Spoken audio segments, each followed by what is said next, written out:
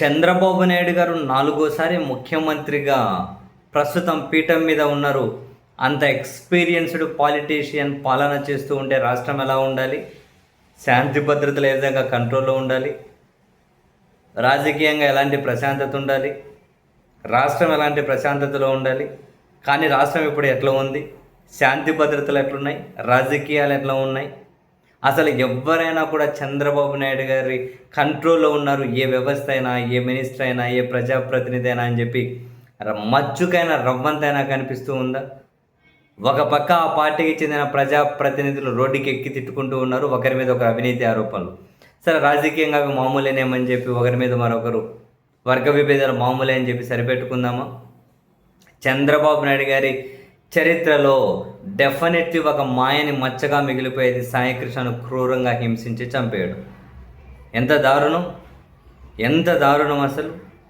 అసలు చంద్రబాబు నాయుడు గారి కంట్రోల్లో ఉన్నాయా ఈ శాంతి భద్రతలు, ఈ సమస్య, ఈ అంశాలన్నీ? చివరికి కోర్టులను తప్పుదారి పట్టిస్తూ ఉన్నారు. జ్ఞానేశ్వరి అని 2.5 సంవత్సరాల చిన్న పాప ఏమైపోయింది? ఎక్కడైనా శాంతి భద్రతలు అదుపులో ఉన్నాయి. అసలు వీటిని కాపాడాల్సిన పోలీసులే అదుపు తప్పుతూ ఉంటే కంట్రోల్ ఎవరు చేస్తూ ఉన్నారు? ఈ అంశానికి సంబంధించి హోమ్ మినిస్టర్ని ఏమైనా అడిగారా సీఎం గారు? పోనీ లా అండ్ ఆర్డర్ తన దగ్గర ఉంది, తనేమన్నా స్పందించారా? అండ్ ఇదొకటేనా రాజకీయ కక్షలు? 3 సంవత్సరం వీళ్ళు అధికారంలో అడుగుపెట్టి తాడిపత్రిలో ఇప్పటికీ ఇంకో వైసీపీ వాళ్ళు అడుగు పెట్టద్దు, వైసీపీ నాయకులు అడుగు పెట్టద్దు, మీ సంగతి తేలుస్తా, పోలీస్ నా కొడుకులు వీళ్ళేం బీకుతున్నారు, వాళ్ళేం బీకుతున్నారు. వాళ్ళ ప్రజాప్రతినిధి అక్కడున్న వ్యక్తి, అక్కడున్న ఎమ్మెల్యే గారి తండ్రి గారు ఏంటి ఏం ప్రజాస్వామ్యం అంటారు ఏంటి ఇదంతా? ఒక నాయకులు కంట్రోల్ లేక, శాంతి భద్రతల కంట్రోల్ లేక, అడ్మినిస్ట్రేషన్ కంట్రోల్ లేక, రాష్ట్ర ఆర్థిక పరిస్థితి కంట్రోల్ లేక, ఇచ్చిన మేనిఫెస్టోను అమలు చేయలేక, సంపద సృష్టించలేక, అప్పులు పెరిగిపోయి శాంతి భద్రతలు ఎక్కడ కంట్రోల్లో ఉన్నాయి? పోనీ ఏ నాయకుడైనా కంట్రోల్లో ఉన్నారా? ఏ నాయకుడి దగ్గరైనా జవాబుదారీతనంగా అనిపిస్తుందా?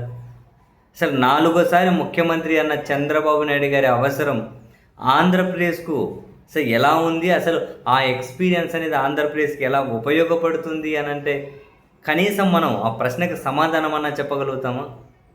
4వసారి ముఖ్యమంత్రి అయిన చంద్రబాబు గారి అవసరం, ఎక్స్పీరియన్సు ఆంధ్రప్రదేశ్ ప్రయోజనాలు ఏం నెరవేరుస్తూ ఉంది? అసలు చంద్రబాబు గారే పాలన చేస్తూ ఉన్నారా? మరెవరైనా వెనక నుంచి ఆ పాలన మొత్తం నడిపిస్తూ ఉన్నారా? చంద్రబాబు గారు లాంటి వ్యక్తి కూడా ఏవైనా కనుక డమ్మీ అయిపోయారా? ఈ మాట అనాలంటే బాధాకరమే. అంత ఎక్స్పీరియన్స్డ్ పాలిటీషియన్ని డమ్మీ ఎట్లా అవుతారు? మరి జరుగుతున్న పరిణామాలు ఎలా చూడండి. ఏ ఒక్క దాంట్లోనా ప్రభుత్వ ముద్ర కనిపించొద్దా? లేచిన దగ్గర నుంచి కక్షపూరిత రాజకీయాలేనా? ఒక నియోజకవర్గంలో ఒకటే పార్టీ వాళ్ళు ఉంటారా? ఇంకో పార్టీ వాళ్ళు రాజకీయం చేయరా? ఇప్పుడు తాడిపత్రిలో కనీసం తాడిపత్రి అంశాలు ఒక్కటైనా చంద్రబాబు నాయుడు గారి కంట్రోల్లో ఉన్నాయా? ఆడ ఏం జరుగుతుందన్న తెలుసుకునే ప్రయత్నం చేశారా? పోనీ ఆయన తెలుసుకునే ప్రయత్నం చేస్తే అక్కడ ఉన్న వాళ్ళు వింటారా? ఎంతకాలం ఇలా? ఈ నెక్స్ట్ ఇంకా ఈ పీరియడ్ అయిపోయేంతవరకు ఇంతేనా? ఇటువంటివే వాళ్ళని ఏమైనా మళ్ళీ అధికారంలోకి తెస్తాయా? అసలు ఏ ధైర్యంతో ఇవన్నీ చేస్తున్నారో నిజంగా అర్థం కావట్లేదు. చేయబదుల్లాగానే తిరిగి ఇవ్వలేక వడ్డీలు కట్టుకునే పరిస్థితి, విపరీతమైన అప్పులు, ఆర్థిక పరిస్థితి బాగలేదు. ప్రజలకు కానీ, ఉద్యోగులకు కానీ ఇంకా ఇటువంటి వాళ్ళ ప్రయోజనాలు నెరవేర్చే విధంగా ఏది గొప్ప నిర్ణయాలు కూడా లేవు. ఇచ్చిన మేనిఫెస్టో అమలు లేదు, సంపద సృష్టి లేదు, కేంద్రం నుంచి వచ్చే గ్రాంట్ లేవు, కేంద్రాన్ని గట్టిగా అడగలేని పరిస్థితి. సరే, ఏ విషయంలో చంద్రబాబు గారి నాలుగోసారి ముఖ్యమంత్రి అనే అనుభవం ఉపయోగపడుతుంది? కేవలం వ్యవస్థలను ఉపయోగించుకొని రాజకీయ కక్ష తీర్చుకోవడం అనేది తప్పితే this is not at all fair. And Chandrababu Naidu గారికి కూడా చరిత్రలు ఇవన్నీ మిగిలిపోతాయి, ఒక మచ్చల్లాగా మరకల్లాగానే మిగిలిపోతాయి. మరెందుకు వాళ్ళు ఇటువంటివన్నీ పట్టించుకోవడం లేదు? లేకుంటే పట్టించుకొని చంద్రబాబు గారికి నచ్చకపోయినా ఆయన కంట్రోల్ ఏమీ లేకుండా ఏమన్నా పోయిందా? ఏం జరుగుతుందో తెలియట్లే.